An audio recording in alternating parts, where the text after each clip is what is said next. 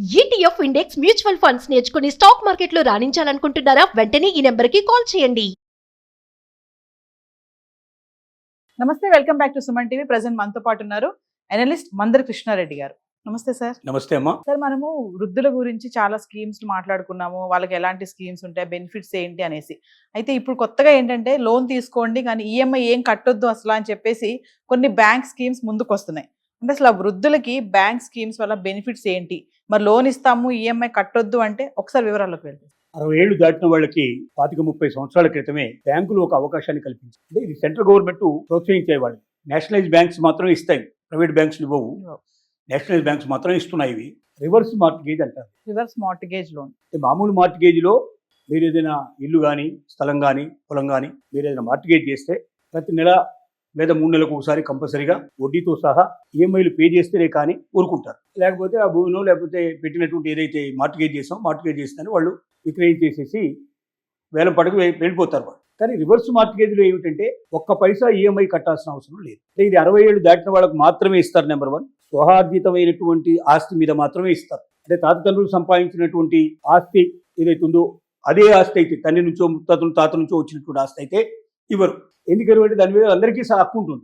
మామూలుగా four father సంపాదించినటువంటి ఆస్తి మీద పిల్లలకు ఉంటుంది, భార్యకు ఉంటుంది. అలాగే మిగిలినట్టు వాళ్ళు ఎవరైతే వాళ్ళ యొక్క అనుయాయులు ఉంటారో, వారసులు ఉంటారో వాళ్ళందరికీ దాని మీద హక్కు ఉంటుంది. కానీ తను సొంతంగా సంపాదించుకున్న ఆస్తి మీద ఏ రకమైన హక్కు ఎవరికీ ఉండదు.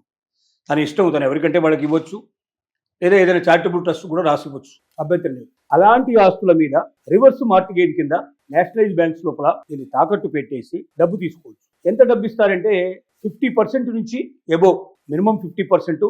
ఎబోవ్ అనేది అక్కడ ఉన్నటువంటి రేట్ ఏమిటి, పరిస్థితి ఏమిటి, వాటన్నిటి దృష్టిలో పెట్టుకొని కొంత కన్సిడర్ చేయడానికి పాసిబిలిటీస్ ఉంది. ఎందుకంటే 60 ఏళ్లకి దీన్ని తాకట్టు పెట్టినా ఇంకా 20 ఏళ్ళైనా మినిమం బతకొచ్చు. ఈ రోజున్న పరిస్థితుల్లో 30 ఏళ్ళు బతికినా ఆశ్చర్యపడాల్సిన అవసరం లేదు. ఒకప్పుడు అంటే తొందరగా చనిపోయేవాళ్ళు, కానీ ఇప్పుడు ఆరోగ్య పరిస్థితులు బాగా మనకు ఎక్కువగా రావడం వల్ల, బాగా మెరుగుపడటం వల్ల ఎక్కువ రోజులు బతికే అవకాశాలు ఉంటాయి. కాబట్టి 20 నుంచి 30 సంవత్సరాలు బతుకుతారని దాన్ని అంచనా వేసుకొని 30 ఏళ్ళకు వడ్డీ ఎంత అవుతుందో లెక్కలేసుకొని వడ్డీతో సహా ఎంతకాలం బతుకుతాడనేది లెక్కలేస్తారు. అంటే అతని ఆరోగ్య పరిస్థితులు వాటి బట్టి కూడా లెక్కలేస్తారు. ఆ 20 ఏళ్ళు 30 ఏళ్ళు అతను బతికేటువంటి టైం చూసి దానికి ఎంత వడ్డీ వస్తుంది, ఇచ్చే డబ్బు ఎంత, దానికి వడ్డీ ఎంత, ఈ వడ్డీ అసలు కలిపి టోటల్గా దాని యొక్క వాల్యూకు సరిపోతుందా లేదా అని చెక్ చేసుకొని ఇస్తారు. కాబట్టి మినిమంలో మినిమం 50% అయితే గ్యారంటీగా వస్తుంది. ఒకసారి 60-70 దాకా కూడా వచ్చే పాసిబిలిటీస్ ఉంటుంది అతని ఆరోగ్య పరిస్థితులను బట్టి. తర్వాత అట్లాగే వడ్డీ రేట్లు బట్టి వాటంటి బట్టి తీసుకొని వాళ్ళు లెక్కలు వేసుకొని లెక్కల ప్రకారంగా వాళ్ళు చేసి ఇస్తారు. ఇది ఒంటరిగా ఒకరు తీసుకోవచ్చు, లేదా భార్యాభర్తలు ఇద్దరు 60 ఏళ్ళు దాటి ఉన్నట్టయితే వాళ్ళు కూడా తీసుకోవడానికి పాసిబిలిటీస్ ఉంది. ఈ ఇచ్చినట్టు డబ్బుల్ని ఇక ఈఎంఐ కట్టాల్సిన అక్కర్లేదు, రూపాయి కట్టాల్సిన అక్కర్లేదు. ఇతను బతుకున్నంత కాలం రూపాయి కట్టాల్సిన అవసరం లేదు. ఒకవేళ కట్టాలనుకుంటే కడితే మొత్తం డబ్బులు కట్టినట్టయితే ఆటోమేటిక్గా మార్టిగేజ్ నుంచి తీసేసి మళ్ళీ ప్రాపర్టీ వాళ్ళకి ఇచ్చేస్తారు. కాదు, పిల్లలు ఎక్కడో ఉంటున్నారు, ఎవడు రూపాయి పంపించట్లేదు, ఎవరు సాయం చేయడం లేదు, ఈ ఆస్తులు పిల్లల కోసం ఉంచి మనం అవస్థలు పట్టడం ఎందుకు, మనం బాధలు పట్టడం ఎందుకు, పోనీ అమ్మేద్దాం అంటే మంచి ప్రాపర్టీస్ కదా, అమ్మేస్తే వాళ్ళకు రాకుండా పోతాయో, వాళ్ళకి కాకుండా పోతాయో అనే భయం ఉండడం వల్ల ఇది మంచి పద్ధతి. బ్యాంకులు భద్రంగా ఉంటాయి పేపర్స్ అన్ని కూడా. వాళ్ళు చనిపోయిన తర్వాత లోన్ తీసుకున్నారు, కట్టలు ఏం కట్టలేదు, అయిపోయింది, చనిపోయారు. చనిపోయిన తర్వాత ఎవరైతే నామినీ ఉంటారో, నామినీ పెడతారు కంపల్సరీగా. ఆ నామినీ ఎవరు ఉంటారో వాళ్ళు పిలుస్తారు, వాళ్ళకి ఇన్ఫర్మేషన్ ఇస్తారు. మీ నాన్నగారు లేక మీ అమ్మగారు మీరు మార్టిగేజ్ చేశారు, డబ్బు తీసుకున్నారు, ఇది రివర్స్ మార్టిగేజ్, కాబట్టి దీనికి ₹1 మేము ఇంతవరకు తీసుకోలేదు, తీసుకున్నది అసలు ఎంత, వడ్డీ ఎంత, మొత్తం కలిపి ఇంత అమౌంట్ అయింది, మీరు ఆ డబ్బు పే చేసినట్టయితే ఈ ప్రాపర్టీ మీ పేరు మీద మీకు ఆటోమేటిక్గా ఇచ్చేస్తాం, ఈ పేపర్స్ అన్ని మీకు హ్యాండ్ అవుట్ చేస్తాం. లేదు మీరు కట్టనంటే దీన్ని మార్టిగేజ్ చేసినట్టు కాదు, కాబట్టి దీన్ని ఏం చేస్తామంటే వేలం వేస్తాం. ఆ వేలంలో ఎంత డబ్బు వస్తుందో చూసి మాకు రావాల్సిన డబ్బు అంతా మేము తీసుకుని మనం మిగిలితే మీకు ఇస్తాం.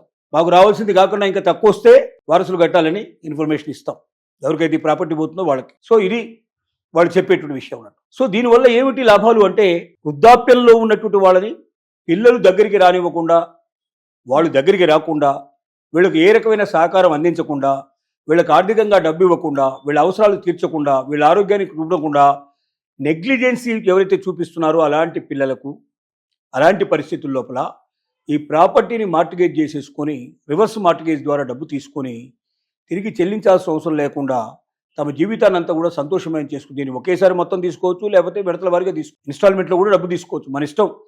ఇంత శాంక్షన్ మీకుంది, మీరు ఎప్పుడెప్పుడు ఎంత తీసుకుంటారో అంత వడ్డీ పడుతూ పోతుంది. మొత్తం ఒకేసారి తీసుకోవాలని ఏం లేదు ఇక్కడ.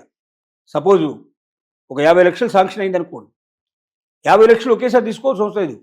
ఇవాళ 5 లక్షలు అవసరం తీసుకున్నారు, మళ్ళీ 2 సంవత్సరం తర్వాత ఇంకో 5 లక్షలు 10 లక్షలు ఇలా కూడా తీసుకుంటూ వెళ్ళొచ్చు.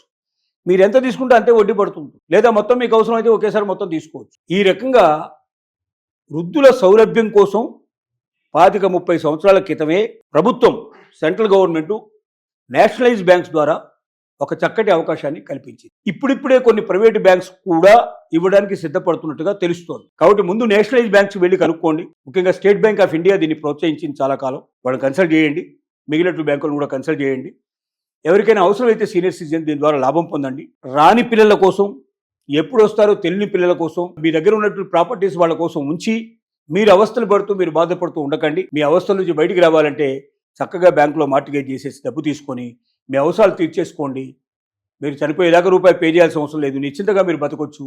హాయిగా మీ జీవితాన్ని పూర్తి చేసుకోండి. తర్వాత ఏం జరుగుతుందో తర్వాత జరుగుతుందో దానికి మనకు సంబంధం లేని విషయం. Thank you sir.